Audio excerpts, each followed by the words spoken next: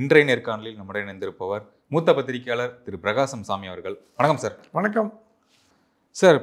பிரதமர் மோடி அவர்கள் தமிழ்நாட்டுக்கு வராரு, முக்கிய நிகழ்வு ஒன்று கலந்துக்க போறாரு. அது முடிச்சதுக்கப்புறம் சில சந்திப்புகள் மீட்டிங்லாம் இருக்குது அப்படிங்கிற மாதிரி நம்ம கேள்விப்பட்டிருக்கோம். யார் யாரை சந்திக்க போகிறார், என்ன விஷயங்கள் நடக்க போகுது சார்? பிரதமர் 2 நாள் சுற்றுப்பயணமாக தமிழ்நாட்டுக்கு வர்றார். ஒன்று வந்து சோழா வரலாறு நம்ம உலகத்துக்கு எடுத்து கூறத்துக்கு ஒரு விழா, அரசாங்க விழா. அப்புறம் தூத்துக்குடியோட விமான நிலைய எக்ஸ்பான்ஷன்.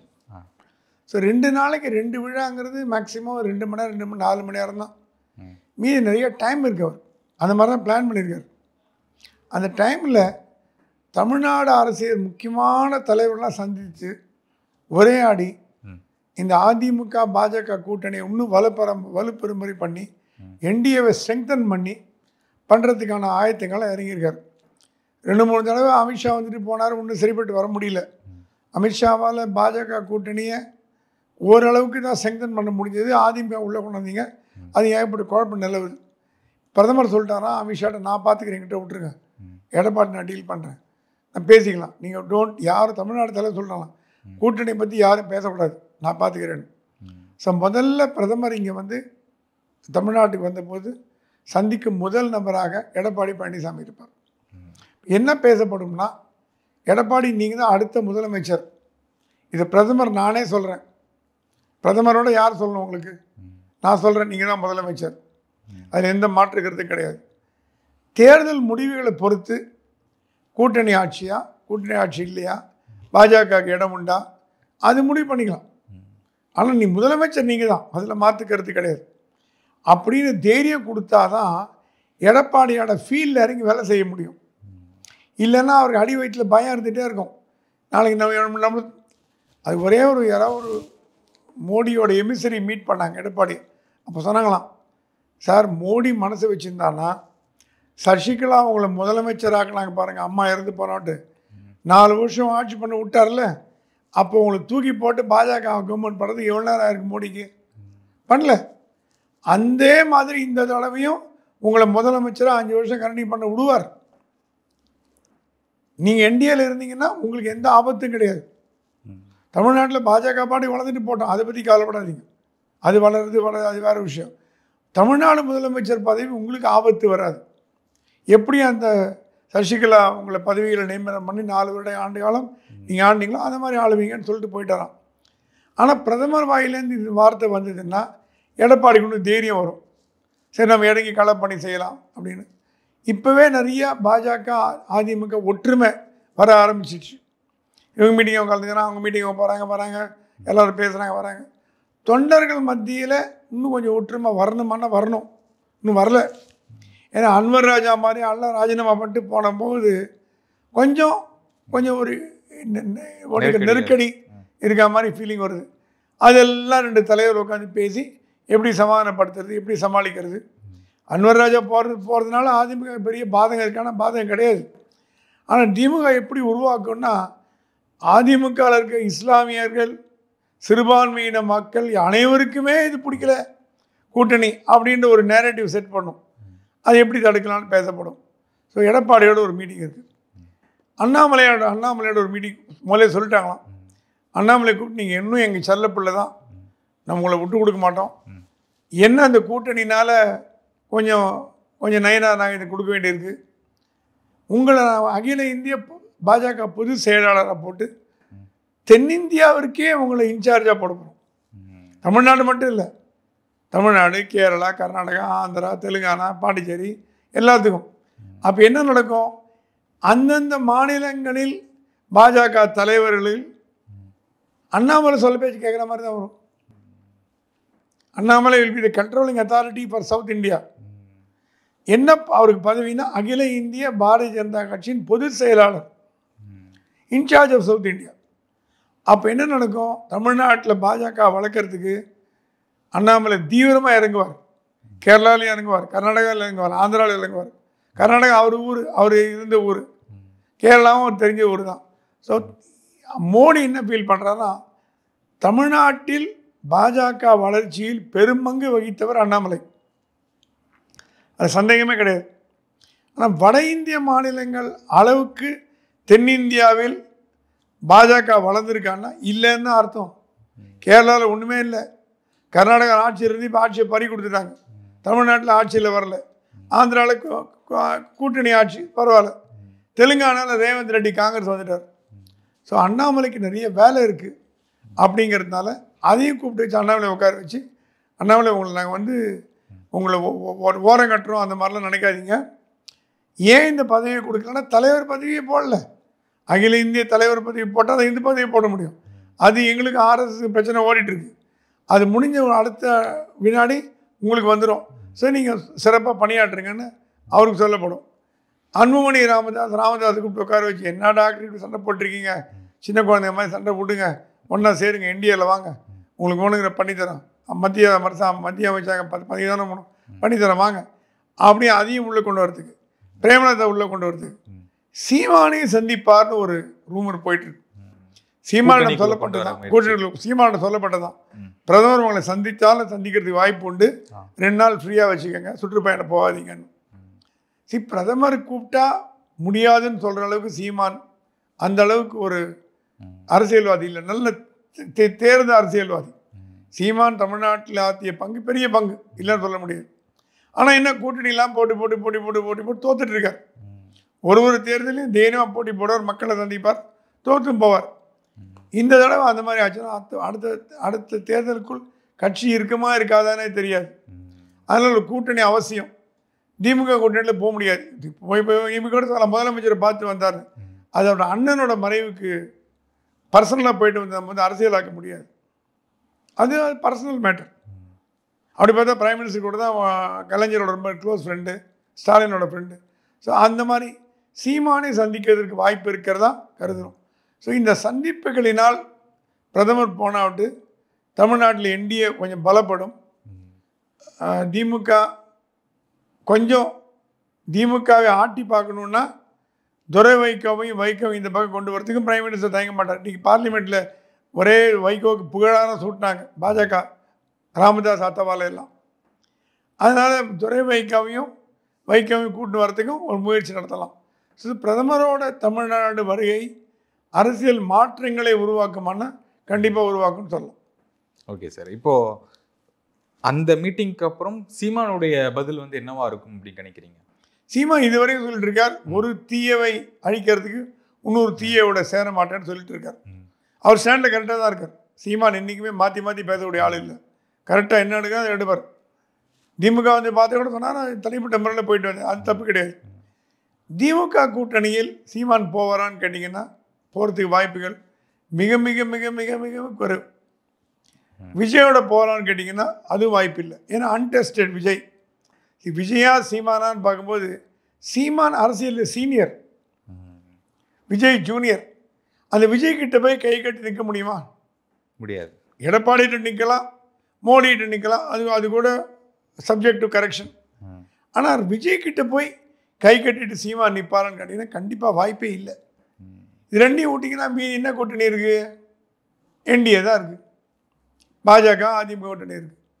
ஸோ சீமான் இப்பொழுது அப்படி கூறினா கூட இன்னொரு 1 மாதம் 2 மாதம் கழித்து மனசு மாறி, ஏன்னா சீமானுக்கு என்ன சொல்லப்பட்டதா, திருப்பி நீங்கள் போட்டி போடுங்க, திருப்பி என்டிஏ போட்டி போடும், திமுகவோட ஆன்டி திமுக ஓட்டெலாம் ஸ்ப்ளிட் ஆகும், ஸ்ப்ளிட் ஆச்சுன்னா திருப்பி திமுக உட்காந்துரும். ஸோ நீங்களே திமுக ஆட்சியில் உட்கார வச்சுட்டு போங்க, எங்களுக்கு ஒன்றும் ப்ராப்ளம் இல்லை அப்படின்னு சொல்லப்பட்டது. ஸோ சீமான் அதை யோசித்து பார்த்துட்டு நம்மளும் ஆட்சி திருப்பி திமுக ஆட்சிக்கு வரத்துக்கு உதவணுமா, இல்லை அதிமுக வரணுமா அப்படின்னு ஒரு எண்ணத்தில் இருந்தார்னா இந்த ஐடியாவுக்கு ஒத்துப்பார். ஏன்னா கண்டிப்பாக விஜய் தனியாக போட்டி போட்டார்னா ஆன்டி திமுக ஓட்டை பிரிக்கக்கூடியவர். சீமானு பிரித்து பாஜக அதிமுக பிரிச்சுதுன்னா திமுக ஆட்டோமேட்டிக்காக சீட்டில் உட்கார வைக்கிற மாதிரி ஆகிடும். இந்த காரணங்களினால் சீமான் மனசு மாறுவதற்கு ஒரு வாய்ப்பு இருக்கிறதா நான் கருதுறேன். ஓகே, சமீபத்தில் ப்ரெஸ் கான்ஃபரன்ஸில் அண்ணாமலை சொன்னது என்னென்னா, இபிஎஸ் பற்றி கேள்வி வரும்போதே கையெடுத்து கும்பிட்டாரு, அண்ணா இந்த கேள்வி என்கிட்ட வேணாங்கண்ணா அப்படிங்கிற மாதிரி சொல்லிட்டாரு. அவரை பற்றி பேசக்கூடாதுன்னு ஏதாச்சும் ரூல் இருக்கா? ஏதாவது ரூல் போட்டிருக்காங்களா? இல்லை, அந்த மாதிரி ரூல் ஒன்றும் போட்டதா தெரியல. Annamalai is avoiding controversies. தலைவராக இருக்கும்போது ஒரு கான்ட்ரவர்சியை எதிர்கொள்வது ஈஸி. அவரை மாதிரி ஒரு கான்ட்ரவர்ஷியல் பர்சன் தமிழ்நாடு பிஜேபியில் பார்த்துருக்க முடியாது. நேர்மையாக பேசுவார், நியாயமாக பேசுவார், மனசில் பட்டத்தை பேசுவார். அது எதுக்கும் பயப்பட மாட்டார். ஆனால் இப்போ அவர் தமிழ்நாடு தலைவர் இல்லை. அப்போது அவர் என்ன சொன்னாலும் அது தமிழ்நாடு பாஜகவின் குரலாக ஒலிக்கப்பட்டது. இன்டர்ன் அகில இந்திய பாஜகவோட கொள்கையும் அவர் எடுத்து சொல்லியிருந்தார். ஸோ அது ஃப்ளோ நல்லா போச்சு. இப்போ அப்படி இல்லை. முன்னாள் தலைவருக்கு சில கட்டுப்பாடுகள் இருக்கின்றன. அடுத்த பதவிக்கு அவர் வரத்துக்கு வரைக்கும் அவரால் சில பேச்சுக்களை எதிர்த்தோ ஆதரித்தோ பேச முடியாது. ஆகவே தான் இது வந்து ஒரு பக்கம் பார்த்தா கூட இன்னொரு பக்கம் ரியாலிட்டி பார்த்தீங்கன்னா அண்ணாமலைக்கு அதிமுக கூட்டணி பிடிக்கிறதால பிடிக்கலன்னு தான் அர்த்தம். அதனால தான் இல்லைன்னா அண்ணாமலைக்கு அதிமுக கூட்டணி பிடிச்சிருந்தா அவர் இவ்வளோ தலைவராக தொடர்ந்து இருப்பார். அதனால தான் எம்எல்ஏ சீட்டு வேணாம், எந்த சீட்டு வேணாம், நான் பிரச்சாரம் மட்டும் பண்ணுறேன். மேபி தெரியாது நமக்கு அவர் அண்ணாமலை பிரச்சாரம் பாஜக வேட்பாளர்களுக்கு மட்டும் பண்ணுவாரா, அதோட ஸ்டாப் பண்ணிப்பாரா, இல்லை அதிமுக வேட்பாளர்களுக்கும் பிரச்சாரம் பண்ணுவாரான்னு நமக்கு தெரியாது. அது இன்னும் டூ ஏர்லி, இன்னும் 8 மாதம் இருக்குது. ஆனால் அண்ணாமலை பொறுத்த வரைக்கும் முன்னாள் தலைவர்ன்றதுக்கு உண்டான அடையாளங்கள், அது ரோல் அவருக்கு தெரியும். இதுதான் பேசணும், இதுதான் பேசக்கூடாது. எடப்பாடி பற்றி ஏதாவது பேசி அது கான்ட்ரவர்சியாக போச்சுன்னா, டெல்லி விரும்பாமல் போச்சுன்னா என்ன பண்ணுறது? நம்ம ஆட்கள் சும்மா இருக்க மாட்டோம். நம்ம ஒரு வாயை பிடுங்கும். நம்ம தொழிலே அவ்வளோதான், தப்பு கிடையாது. ஒரு வாயை பிடுங்கும், பிடுங்கி எடுத்துட்டு அதை வச்சு ஊதி பெருசாக்குவான்னு அவருக்கு தெரியும். அதை கையெடுத்து கும்பிட்டு போகிறார். அதே நாளைக்கு அகில இந்திய பாஜகவின் பொதுச் செயலாளர் பதவி ஏற்றார் வச்சுங்க, அப்போ மீடியா கிட்டேருந்து அவர் வந்து விலகி போக மாட்டார். அப்போ தெரியுமா, ஏன்னா பதவின்னு ஒன்று வந்துடும். அந்த பதவி இருக்கவங்க தான் பேச முடியும். ஆகவே இப்போ அவர் அவாய்ட் பண்ணுறதுக்கு காரணம் பதவியில் இல்லை அப்படிங்கிறத நான் நினைக்கிறேன். ஓகே, இந்த தென்னிந்திய தலைவர் அப்படின்ற நீங்கள் மென்ஷன் பண்ணீங்க. அந்த பட்சத்தில் ஆகிற பட்சத்தில் இங்கே இருக்கிற அந்த தலைவர்கள் எல்லாருமே, அந்தந்த ஸ்டேட் தலைவர் எல்லாருமே அவருடைய அட்வைஸ், அவருடைய சொல்கிறபடி கேட்கணும் அப்படிங்கிற. கண்டிப்பாக. இப்போ பார்த்தீங்கன்னா அரவிந்த் மேனன், சுதாகர் ரெட்டிலாம் போட்டிருக்காங்க. தமிழ்நாடு பாரதிய ஜனதா கட்சியின் பொறுப்பாளர்கள்னு போட்டிருக்காங்க. சிடி ரவி இருந்தார், அரவிந்த் மேனன், சுதாகர் ரெட்டிலாம். அந்த ரோலை விட பெரிய ரோல் அண்ணாமலைக்கு வரப்போகுது. அவங்க ஆலோசகர்கள். அண்ணாமலை அப்படி இல்லை, வழி நடத்துபவர். கேரளாவில் கூப்பிட்டு இந்த மாதிரி பண்ணுங்க, அந்த தலைவரை கூப்பிட்டு இந்த மாதிரி பண்ணுங்க. அவன் அடுத்த கேள்வி கேட்கலாம், ஏங்க அப்போ நயினார் வந்து அண்ணாமலை கீழே வருவாரான்னு. Functionally yes, functionally Nainar Annamalai கீழே தான் வரணும். ஏன்னா அவர் வந்து தென் மாநிலத்தோட தலைவர், நீங்கள் ஒரு மாநில தலைவர், அவர் தென் மாநில தலைவர். So automatically you have to report Annamalai and national president. அந்த மாதிரி ஒரு வழிமுறை வரும். ஸோ அதனால் அண்ணாமலை வந்து அண்ணாமலைக்கு பொறுப்புகள் அதிகரிக்கும், பவரும் அதிகரிக்கும், செயல்பாடும் முன்ன விட அதிகமாக இருக்கும்னு நான். ஓகே, துணை ஜனாதிபதி தமிழர் வர்றதுக்கான வாய்ப்பு இருக்கும் அப்படின்னு நம்ம கேள்விப்படுறோம். சில பெயர்கள்லாம் அடிப்படுது, உண்மையா? நானும் கேள்விப்பட்டேன். நேத்தியிலேருந்து தமிழர் பெயர் ஒன்று அடிபடுது. அது யாருன்னா மதிப்பிற்குரிய திரு சிபி ராதாகிருஷ்ணன், தமிழ்நாட்டின் மூத்த பாஜக தலைவராக இருந்தவர். இப்போ மகாராஷ்டிராவோட ஆளுநராக இருக்கார். அவர் வந்து மோடிக்கு மிக மிக மிக நெருக்கம். தமிழ்நாட்டில் உள்ள தலைவர்களில் விரல் விட்டு எண்ணக்கூடிய தலைவர்கள் மோடிக்கு நெருக்கம் அப்படின்னு பார்த்தீங்கன்னா அதில் சிபி ராதாகிருஷ்ணன் ஒன்று. உள்ளவர் மாதிரி சிபிஆர் அப்படின்னு கூப்பிட்டு அவர் ஒரு மோடி. ஸோ சிபி ராதாகிருஷ்ணன் மிக சிறந்த நிர்வாகின்னு ப்ரூவ் பண்ணிட்டார். மகாராஷ்டிரா ஆளுநர் இருக்கார். அதுக்குள்ள 2-3 மாநிலத்தில் இருந்தார். இப்போ வந்து மகாராஷ்டிராவோட கவர்னர் இருக்கார். எப்பவுமே நீங்கள் பார்த்தீங்கன்னா ஜனாதிபதி, துணை ஜனாதிபதி, அதில் ஜனாதிபதி வட இந்தியராக இருந்தார், துணை ஜனாதிபதி தென்னிந்தியராக இருப்பார். ஜனாதிபதி தென்னிந்தியராக இருந்தார், துணை ஜனாதிபதி வட இந்தியராக இருப்பார். ஆர் வெங்கட்ராமன், எஸ்.டி. சர்மா, வெங்கையா நாயுடு, ராம்நாத் கோவிந்த், அந்த மாதிரி. இந்த ஒரு தடவை மட்டும்தான் 2 பேருமே வட இந்தியர் ஆகிட்டாங்க. அது வந்து ஒரு இன்சிடெண்ட், வேணுன்ட்டே பண்ணப்பட்டதில்லை, 2 பேருமே கொடுத்துட்டாங்க. ஸோ அது சரி பண்ணுங்கிறதுனால ஒரு சவுத் இந்தியாவிலேருந்து யாரும் எடுத்து போடலாம் அப்படின்ற பேர் வரும்போது எப்பவுமே கவர்னர், இப்போ தன்கர் பார்த்தீங்கன்னா என்னவா இருந்தார் இதுக்கு முன்னாடி? வெஸ்ட் பெங்காலோட கவர்னராக இருந்தார். கவர்னர் பதவியோட ப்ரொமோஷனே துணை ஜனாதிபதி ஜனாதிபதி தான். அது ரூட் அப்படி தான் போகும். கவர்னர், துணை ஜனாதிபதி, அப்புறம் ஜனாதிபதி அப்படி போகும். எல்லாருமே இல்லைன்னா யூனியன் அமைச்சர்லேயே வந்திருப்பாங்க. வெங்கையா நாயுடுலாம் அமைச்சராக இருந்தார். ஸோ அமைச்சர்லேருந்து வந்தாங்க. ஸோ இங்கே பார்த்தீங்கன்னா சிபி ராதாகிருஷ்ணன் மகாராஷ்டிரா ஆளுநராக திறம்பட செயல்படுவதால் ரேஸில் அவரும் இருக்காருன்னு நம்ம நம்பலாம். அவர் தான் அடுத்த துணை ஜனாதிபதினு சொல்லக்கூடிய தகுதி நமக்கு இல்லை. ஆனால் நம்மளோட ஒரு நல்ல நியூஸ் வந்து தமிழர் ஒருத்தர் துணை ஜனாதிபதியாக வந்தார்னா தமிழ்நாட்டுக்கு பெருமை. ஏன்னா வெங்கட்ராமன், அப்துல் கலாம், அதுக்கப்புறம் யாரும் தமிழர் பெருசாக வரல. வெங்கையா நாயுடு வந்து தமிழ் பேசுவார், ஆனால் அவர் ஆந்திராக்காரர். ஸோ அப்துல் கலாமுக்கு அடுத்தபடியாக அந்த பெரும் பதவியை கான்ஸ்டியூஷன் ஆஃப் இந்தியா, ஜனாதிபதி, துணை ஜனாதிபதி, கான்ஸ்டியூஷன் பதவி, அந்த பதவியை ஒரு தமிழர் அலங்கரிப்பாரா அப்படிங்கிறது கூடிய விரைவில் நமக்கு தெரியும். ஓகே, சீமான் அவர்களையும் விஜய் அவர்களையும் என்டிஏ கூட்டணிக்கு அழைத்த நிலையில் சீமான் அவர்களுடைய பதில் வந்து இனி எதுவுமே வரல. அவர் 2 கட்சியுமே வந்து தீமைக்கு தீமை அப்படிங்கிற டைலாக் சொல்லியிருந்தாரு. விஜய் பக்கம் இருந்து விஜய் தலைமையில் தான் அப்படிங்கிற மாதிரி வந்துகிட்டு இருக்கு. அவங்களை ஒரு லெஃப்ட் ஹேண்டில் டீல் பண்ணுறாங்களா அதிமுகவை, பாஜகவை? அதிமுக பாஜக கூட்டணி தொடருமானா தொடர்றதுக்கு வாய்ப்பு உண்டு. ஏன்னா சில பேரோட சொன்னாங்க, இல்லைங்க தேர்தல் கிட்ட வரும்போது எடப்பாடி வந்து பாஜகவை கழட்டி விட்டுட்டு விஜயோட போய் சேர்ந்துருவார் அப்படின்னு. விஜய் வந்து அன்டெஸ்டட் 25% வாக்கு இருக்குன்னு சொல்கிறீங்க. அது 25 இருக்கலாம், 5 இருக்கலாம். ஏன்னா அவர் வர கும்பல் எல்லாமே ஓட்டு போடுவாங்கன்னு நினைக்க முடியாது. ஒன்று. ரெண்டாவது, அதிமுகவோட 20-25% மட்டுமே அவர் ஆட்சியில் அமர்த்த போராது. அந்த பர்சன்டேஜ் போராது. அவருக்கு முட்டு கொடுக்க ஒன்று வேணும். அந்த முட்டு கொடுக்கறது ஒன்று பாஜகவாக இருக்கணும், இல்லை விஜயாக இருக்கணும். ப்ராக்டிக்கலாக சொல்கிறேன். விஜய் முட்டு கொடுத்து 5% வரல வச்சுக்கோங்க, நீங்கள் ஆட்சி அமைக்க முடியாது.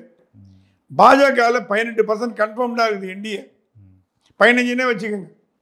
15, 20, 25, 40 ஆட்சி அமைச்சிருக்கீங்க. ஸோ அப்படி கால்குலேட் பண்ணி பார்த்தாருன்னா என்னதான் தலைவலி கொடுத்தா கூட பாஜக கூட்டணியில் நமக்கு லாபம். இந்துக்கள் ஓட்டெல்லாம் மாறும்.